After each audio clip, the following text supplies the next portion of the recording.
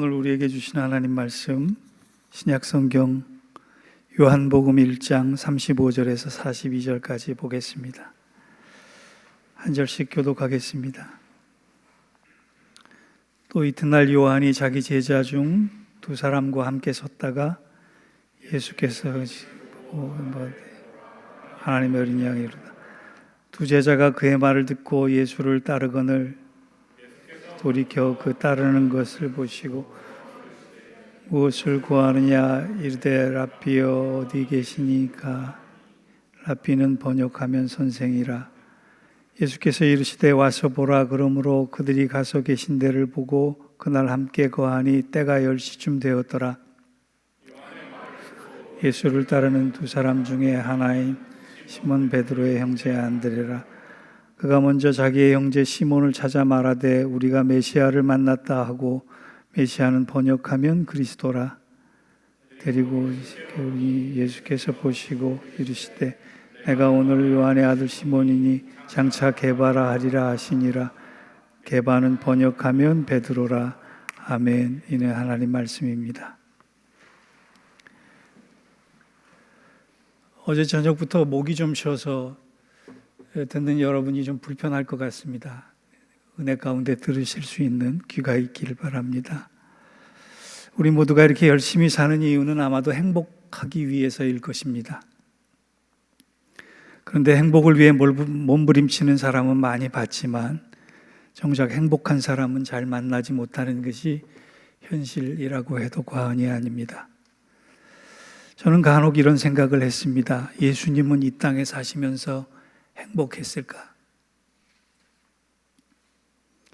여러분 뭐라고 대답하시겠습니까? 당연히 예수님은 행복하셨겠죠 라고 대답하실 것 같아요. 저는 예수님도 행복할 때도 있지만 그렇지 않을 때도 많았을 거라고 생각을 합니다. 예수님도 우리처럼 슬퍼하셨고 괴로워하셨고 아파하셨습니다. 그런데 예수님과 우리가 다른 것이 하나가 있어요. 예수님은 슬퍼하는 과정 중에, 괴로워하는 과정 중에, 아파하는 과정 중에도 그런 환경과 관계와 감정과 조건을 덮을 만한 행복의 요소 하나를 가지고 있었다는 거예요. 환경이나 조건이나 감정이나 관계가 더 큰 것이 아니라 그 행복의 요소가 더 컸기 때문에 십자가의 사역을 견딜 수 있었다는 거예요. 그것은 바로 예수님의 삶이 하나님과 맞닿아 있었다는 것입니다. 하나님과 늘 연결되어 있었다는 거예요. 하나님과 분리되지 않고 하나님과 늘 하나가 되어 있었다는 거예요. 여러분, 내 삶의 목적이 하나님과 다 있는 사람은 광야에서도 행복할 수 있습니다. 무거운 삶의 십자가를 지고도 행복할 수 있는 건 내가 하나님과 맞닿아 있을 때 누릴 수 있는 이 땅에는 없는 평화 때문에 그래요. 그런데 오늘 성경에 보면 이렇게 하나님과 맞닿아서 행복한 예수님을 단번에 알아본 한 사람이 등장을 합니다. 그 사람의 이름이 누구냐? 예수님의 제자 안드레예요. 여러분도 안드레라는 이름을 많이 들어보셨을 겁니다만 그는 위대한 제자 베드로의 그늘에 가려져 있었던 인물입니다. 예를 들면 안드레라는 이름은 성경에 13회 나타나는데 제자치고는 많이 등장하지 않는 이름입니다. 또 성경 전체를 읽어봐도 예수님의 제자로서 초대교회의 사도로서 안드레의 특별한 역할이 어디에도 뚜렷하게 나타나지 않음을 봅니다. 안드레는 핵심적인 3명의 제자 가운데 속해 있지 않았고 사도행전에는 안드레의 이름이 제자들의 명단에 단 한 번만 언급되어 있을 정도로 어찌 보면 별로인 사람이에요. 게다가 성경은 안드레의 이름을 적어가면서 안드레라고 하는 이름에 덧붙여서 베드로라고 하는 이름을 꼭 써서 넣습니다. 대부분 시몬 베드로의 형제 안드레라고 소개를 하는 것입니다. 안드레의 이름이 나타난 13번 가운데 7번이나 시몬 베드로의 형제 안드레라고 소개하고 있다는 것이에요. 제가 보기에는 기분이 좀 나쁠 정도예요. 언제나 베드로가 주역이고 안드레는 엑스트라처럼 보인다는 얘기입니다. 그런데 저는 안드레야말로 성경의 인물 중 가장 저평가된 대표적 인물이라고 생각합니다. 왜냐하면 안드레의 역할은 교회에서 전체 역사에 아주 중요한 역할을 담당했기 때문에 그렇습니다. 첫째, 안드레는 위대한 인물이 된 베드로를 주님께 인도한 사람이에요. 베드로가 스스로 제자가 된 게 아니에요. 베드로를 주님께로 인도한 사람이 안드레예요. 둘째, 예수님께서 오병이어의 기적을 베푸시는데 아주 중요한 다리 역할을 했던 사람입니다. 이 말을 다른 말로 표현하면 안드레는 꼭 필요한 상황에 꼭 필요한 역할을 한 사람이라는 거예요. 베드로처럼 바울처럼 위대한 업적을 남기진 못했지만 역사의 변곡점마다 꼭 필요한 아주 대단한 중요한 역할을 분명히 감당했던 사람이에요. 여러분, 교회나 가정에서 베드로와 바울처럼 빛나는 업적을 남기려고 하기 이전에 우리는 안드레와 같은 사람이 되기도 소원해야 합니다.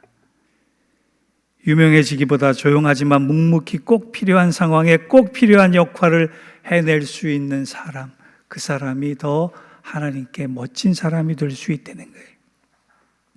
그러기 위해 저는 오늘 제자 안드레가 주는 두 개의 교훈을 깊이 여러분과 나누려고 합니다. 본문의 교훈 첫 번째는 안드레처럼 자기가 만난 예수를 증거할 수 있는 사람이 되자는 거예요. 안드레와 요한은 12명의 제자 중에 가장 먼저 주님의 제자가 된 인물이에요. 제가 만약에 주님의 제자가 제일 먼저 됐다면 서열 1위라고 생각해서 그 뒤에 제자가 된 사람들을 다 줄 세우고 빠따치고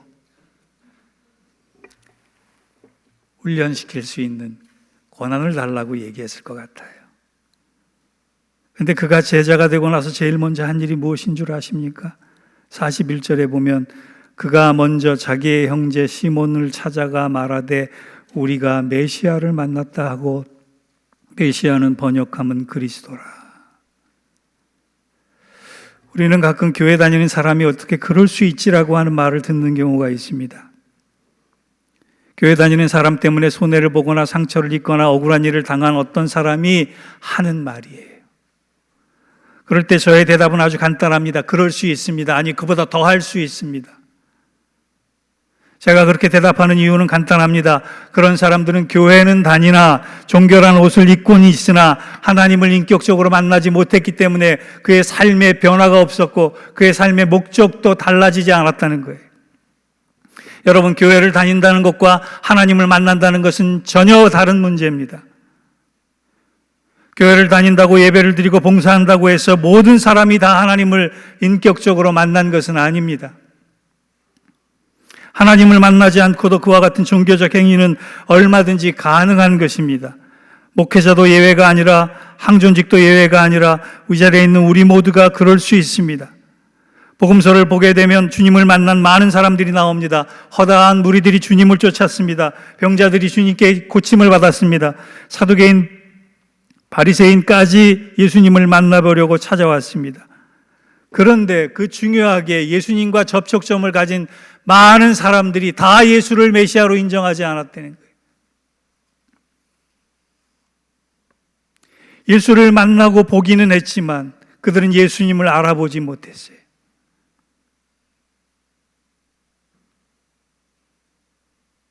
여러분, 예수님을 보는 사람이, 예수님을 아는 사람이 믿음이 좋다라고 얘기할 수 없습니다. 예수님을 나의 구주 메시아로 만나는 사람이 진정한 믿음이 시작된 사람이라고 말할 수 있는 것입니다. 안드레를 보시기 바랍니다. 저는 안드레의 눈이 너무나 부러워요. 안드레의 믿음이 너무나 부러워요.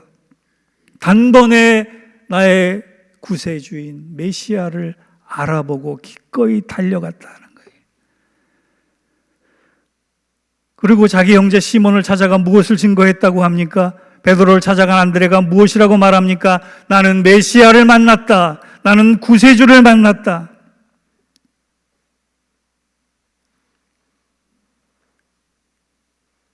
저는 여러분들과 함께 오늘 간절한 마음으로 호소해요. 교회 몇십 년 다녔다는 거 자랑할 필요가 없습니다. 목사인 것도 자랑할 필요가 없어요. 1년을 믿어도, 아니 1개월을 믿어도, 아니 달 하루를 믿어도 내가 메시아를 만났다, 내가 구세주를 만났다라고 하는 그 만남이 여러분의 삶의 체험이 되기를 원합니다. 안드레처럼 베드로를 찾아가, 자기 형제를 찾아가 사랑하는 사람에게 내가 만난 주님에 대해서, 내 구주에 대해서 말해 보신 적이 있나요? 여러분, 그것이 전도예요.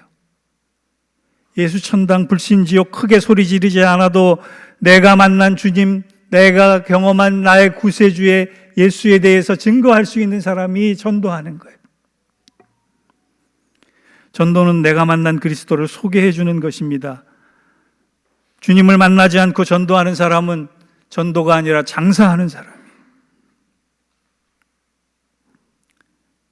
오늘 이 가을에 영적인 풍성함을 하나님께 드리기를 원하는 저와 여러분들이 한 가지 점검해야 될 일이 있어요. 내가 예수를 만났던가? 내가 예수를 인격적으로 체험했던가? 내 안에 만난 예수, 나의 구주에 대한 전할 예수가 있느냐라고 하는 것을 확실히 증거하고 넘어갈 수 있는 저와 여러분 되기를 원합니다. 오늘도 예수를 믿는다고 하지만 아직도 메시아로 만나지 못한 분들이 있을 줄 압니다. 예수님을 그리스도로 고백하고 하나님의 어린 양으로서 나의 메시아로서 만나야 진짜 만난 것입니다. 사랑하는 성도 여러분, 우리가 수천 명 되는 인원 아니에요. 그런데 우리 교회만큼은 종교인들이 늘어가는 것이 아니라 그리스도인, 나의 구주, 나의 구세주로 고백할 수 있는 예수를 만난 그 놀라운 사실에 감격하는 그리스도인들이 많아지는 교회가 되기를 원합니다. 이 가운데 아직 주를 그리스도로 만나지 못했다면 기도 가운데, 말씀을 보는 가운데, 사랑을 나누는 가운데 꼭 주님을 만날 수 있는 은혜가 있기를 주의 이름으로 축원합니다. 오늘 본문의 교훈 두 번째로는요, 안드레처럼 예수님과 사람들을 연결해주는 다리 같은 존재로 살자는 것입니다. 성경에는 안드레에 대한 얘기가 별로 없습니다. 그런데 하나의 공통점이 있어요. 안드레는 사람들을 예수님께 연결하는 역할을 하고 있다는 거예요. 42절을 보니까 이렇습니다. 베드로를 데리고 예수께로 오니, 베드로를 데리고 예수께 왔다는 것이에요. 안드레는 자기 형제 베드로를 주님께 연결시켰습니다. 그의 형을 주님께 연결시켰더니 보잘것없는 어부가 위대한 전도자가 되어서 한 번의 설교로 3,000명에서 5,000명까지 회심시켰던, 초대교회 역사에서 가장 중요한 나사렛 예수의 이름으로 일어나 걸으라고 하는 기적의 주인공이 됐어요. 한국교회 지도자들 가운데 가장 많은 제자를 남긴 지도자가 누구일까라고 하는 질문을 한다면 저는 김준건 목사님이라고 생각을 합니다. 그분은 대학생 선교회인 CCC를 설립했고 30만 명이 넘는 젊은 제자들을 길러냈다고 합니다. 물론 그분의 삶에 대해서, 사역에 대해서 공과 오를 평가할 수는 있지만 그것을 떠나서 많은 젊은이들에게 복음의 비전과 복음을 심었어요.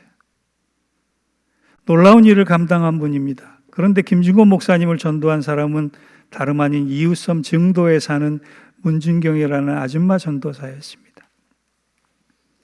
문 전도사님이 김준건 목사님은 청년을 전도할 때 장차 이 사람이 대단한 일을 할 사람이야 생각하고 전도하지 않았어요. 전도한 그 사람의 미래에 어떤 인물이 될지 알고 나서 복음을 전한 것이 아닙니다.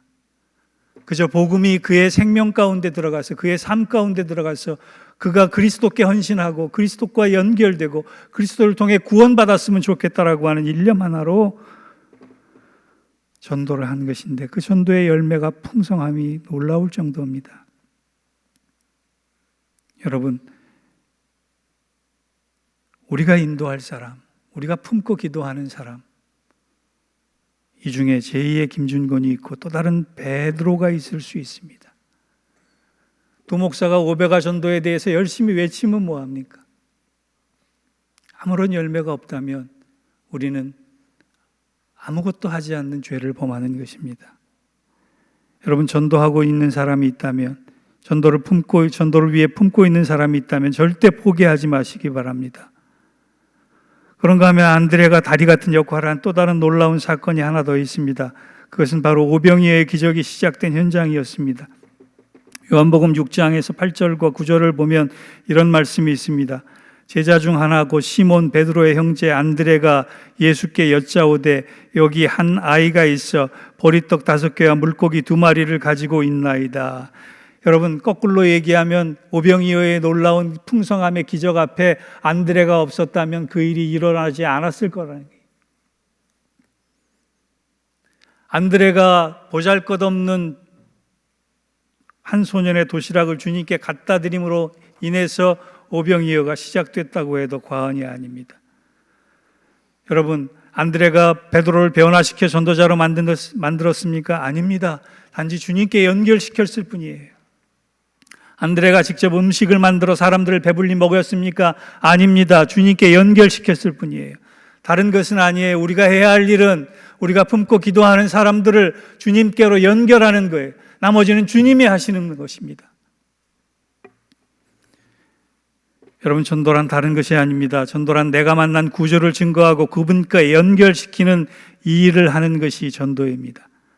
그래서 월드비전의 공동 설립자인 바피어스 목사님은 이런 유명한 말을 남겼습니다. 하나님의 심장을 찢어지게 하는 일들에 나의 심장도 찢어지기를 원합니다. 그러므로 전도란 하나님의 마음을 품는 것입니다.